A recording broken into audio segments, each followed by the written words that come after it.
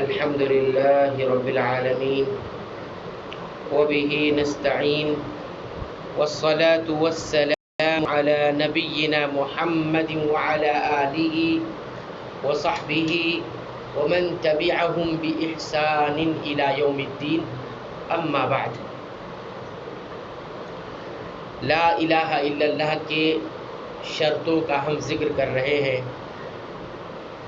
تو لا الہ الا اللہ کی شرطوں میں سے تیسری شرط یہ ہے الاخلاص، کہ لا الہ الا اللہ مکمل اخلاص کے ساتھ کہا جائے گا، اس پر یقین اور علم رکھا جائے گا۔ اور اخلاص، اس کے اپوزٹ میں دو چیزیں آتی ہیں، ایک شرک اور ریا، کہ لا الہ الا اللہ کی گواہی میں شرک نہیں ہونا چاہیے اور ساتھ ہی ساتھ ریا یعنی دکھاوا نہیں ہونا چاہیے۔ اس طرح سے ہم نے پہلی شرط میں دیکھا تھا علم ہونا چاہیے جس کے اپوزٹ میں جہل نہ ہو، اسی طرح یقین دیکھا تھا جس کے اپوزٹ میں شک اور نہیں ہوتا تھا۔ ایسے ہی تیسری شرط میں دیکھ رہے ہیں اخلاص ہو لا الہ الا اللہ کی گواہی میں اور شرک اور دکھاوا نہ ہو، دو چیزیں نہیں ہونی چاہیے۔ دیکھیے اللہ تعالیٰ سورہ البینہ کی آیت نمبر 5 میں فرماتے ہیں وَمَا أُمِرُوا إِلَّا لِيَعْبُدُوا اللَّهَ، انہیں نہیں حکم دیا گیا تھا مگر اس چیز کا کہ وہ صرف اللہ کی عبادت کرے، مخلصین لہ الدین، خالص کرتے ہوئے اس کے لیے الدین، سارے دین کو۔ عبادت کا حکم پورے دین کو اللہ ہی کے لیے خالص کر دینا ہے، کہیں بھی شرک کا کوئی شائبہ نہیں ہونا چاہیے، اس میں مخلص اخلاص ہونا چاہیے اور اسی طرح دکھاوا اور ریا نہیں ہونا چاہیے۔ یہ پہلی آیت ہے۔ دوسری آیت کریمہ دیکھیے اللہ تعالیٰ فرماتے ہیں سورہ زمر کی آیت نمبر 3 میں الا سنیے، سنو، للہ الدین الخالص، یا خبردار ہو جاؤ، للہ اللہ ہی کے لیے الدین الخالص، پورے دین کو خالص کرو یا پورا دین خالص اللہ ہی کے لیے ہونا چاہیے۔ تو اسی طرح لا الہ الا اللہ کی گواہی میں انسان خالص اللہ ہی کے لیے کرے۔ اب اس سے اور واضح دلیل آپ دیکھیں گے تو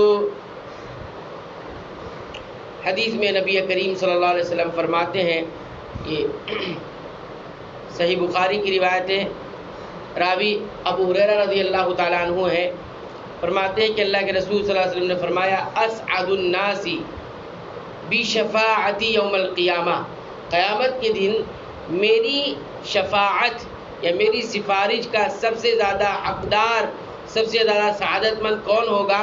من قال، جو کہا ہوگا، گواہی دی ہوگی جس نے لا الہ الا اللہ، کہ اللہ کے سوا کوئی حقیقی معبود نہیں۔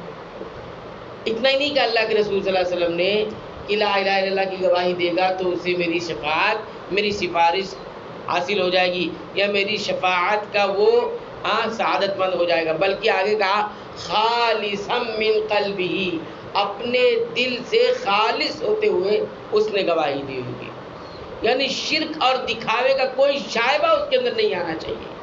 تو اللہ کے رسول صلی اللہ علیہ وسلم نے اخلاص کی شرط لگا دی ہے کہ وہ لا الہ الا اللہ کی گواہی ایسے دل سے ادا ہوئی ہو، نکلی ہوئی ہو جو دل اللہ ہی کے لیے خالص اور مخلص اور صاف اور ستھرا ہو، اس کلمے سے اس کی چاہت اور دین کے اعمال سے اس کی چاہت کچھ نہ ہو سوائے اللہ کی رضا کے ہو، اللہ ہی اس کی چاہت و مراد ہو، کوئی اور چیز نہ ہو۔ تو خالص دین اسی کو کہتے ہیں جو بالکل صاف ہو، ستھرا ہو، اس میں کسی قسم کی شرک کا کوئی شائبہ نہ ہو، اسی طرح ریا دکھاوے کا کوئی نہ ہو۔ اگر ہم خالص لفظ کو سمجھنا چاہیں، اخلاص کو سمجھنا چاہیں تو قرآن حکیم کی ایک آیت سے سمجھ سکتے ہیں۔ سورہ نحل اٹھائیے، آیت نمبر 66 پڑھیے، بہت پیاری مثال اللہ تعالیٰ نے دی ہے جس سے ہمیں خالص اور اخلاص کا معنی سمجھ میں آئے گا۔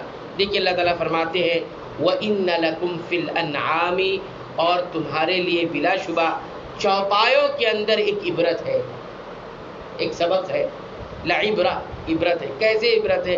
نسقیکم، ہم تمہیں پلاتے ہیں، عطا کرتے ہیں، دیتے ہیں، مما فی بطونہا، ان کے پیٹ سے، چوپایوں کے پیٹ سے ہم تمہیں عطا کرتے ہیں، دیتے ہیں، من بین فرث و دم، فرث کہتے ہیں جانور کی گندگی، جو وہ کھاتا ہے وہ گندگی بنتا ہے، اس کو فرث کہتے ہیں، اور دم کہتے ہیں خون۔ تو کہتے ہیں ہم اس کے پیٹ سے کہاں سے تمہیں پلاتے ہیں؟ اس کی گندگی اور خون کے درمیان سے ہم تمہیں لبنن خالصاً، ایک خالص دودھ ہم تمہیں عطا کرتے ہیں، پلاتے ہیں۔ اب بتائیے، دودھ قرآن حکیم کے مطابق چوپایوں کے پیٹ سے نکلتا ہے، اور پیٹ میں بھی کس کے درمیان سے؟ گندگی اور خون کے درمیان سے نکلتا ہے، لیکن آپ دیکھیں گے سائغا للشاربین، جب پینے والا اسے پیتا ہے تو نہ کہیں خون کا کوئی مسئلہ ہوتا ہے کہ خون کا کچھ آمیزش ہو، اور نہ گندگی کی کوئی آمیزش۔ ایسی توحید خالص اللہ کہ نہ تو شرک کا کوئی شائبہ ہو اور نہ ہی ریا کا کوئی بات اس کے اندر ہو، نہ دکھاوا نہ شرک، کہ لا الہ الا اللہ کرے، اللہ بھی عبادت کے لائق اور کوئی اور بھی عبادت شرک کر دیا۔ ٹھیک ہے، تو اس طرح سے ہم سمجھ سکتے ہیں، اس کے باوجود بھی خون اور گندگی کے درمیان سے وہ خالص صاف ستھرا اور دودھ اس سے نکلتا ہے، لیکن کس قدر صاف اور کس قدر وہ جو ہے ہر چیز سے پاک ہوتا ہے۔ ایسے ہی عبادت ہونی چاہیے رب العالمین کی، بالکل صاف ستھری ہو، سوائے اللہ کی کسی اور چیز کی اس میں اللہ کی مراد نہیں ہونا چاہیے۔ اسی طرح آپ دیکھیں گے ایک حدیث میں اللہ کے نبی صلی اللہ علیہ وسلم نے اس کو کس طرح سے فرمایا ہے کہ حدیث قدسی ہے۔ حدیث قدسی کون سی حدیث ہوتی ہے؟ جس حدیث میں زبان اللہ کے نبی صلی اللہ علیہ وسلم کی ہو لیکن بات اللہ تعالیٰ کہہ رہے ہوں۔ تو کیا ہے؟ کہتے ہیں کہ اللہ تعالیٰ فرماتے ہیں انا اغنی الشرکاء عن الشرک، میں شرک کرنے والوں کے شرک سے بے نیاز ہوں، میں شرک کرنے والوں کے شرک سے بے نیاز ہوں، مجھے ضرورت نہیں ہے۔ من عمل عملا، جس کسی نے کوئی عمل کیا، کوئی نیکی کی، اشرک فیہ، اس نیکی کے اندر، اس کام کے اندر میرے ساتھ، میرے علاوہ کسی اور کو بھی ملا دیا، شریک کر دیا، ترکتہ و شرکہ، میں اس کو اور اس کے شرک کو اس کے حال پہ چھوڑ دیتا ہوں، میں بری ہوں، مجھے ضرورت نہیں ہے۔ اور کوئی شرک کرتا ہے تو جا، جس کو تم نے ملایا میرے ساتھ، شریک کیا، اسی سے جا کے اجر لے لے، جس کو خوش کر رہا تھا اس سے جا کے اجر لے لے۔ دکھاوا میں بھی یہی ہوتا ہے، انسان دکھاوا کرتا ہے، فلاں مجھے کچھ سمجھے، فلاں سمجھے تو فلاں ہی دے گا اجر، فلاں کو خوش کرنا ہے تو فلاں ہی جا کے چھوڑ دیتا ہوں شرک اور اس کے عمل کو اور اس کے شرک کو۔ تو یہ بھی ہے۔ اسی طرح آپ دیکھیں گے خالصا من قلبی، اللہ کے رسول صلی اللہ علیہ وسلم نے فرمایا ہے، تو اخلاص کا تعلق اسی دل سے ہوتا ہے، اور دل سے ہی سارے اعمال خالص ہوا کرتے ہیں۔ تو یہ آپ تیسری شرط بھی یاد رکھیں، لا الہ الا اللہ کی اخلاص ہونا چاہیے، شرک اور ریا سے، ریا یعنی دکھاوے سے پاک ہونا چاہیے۔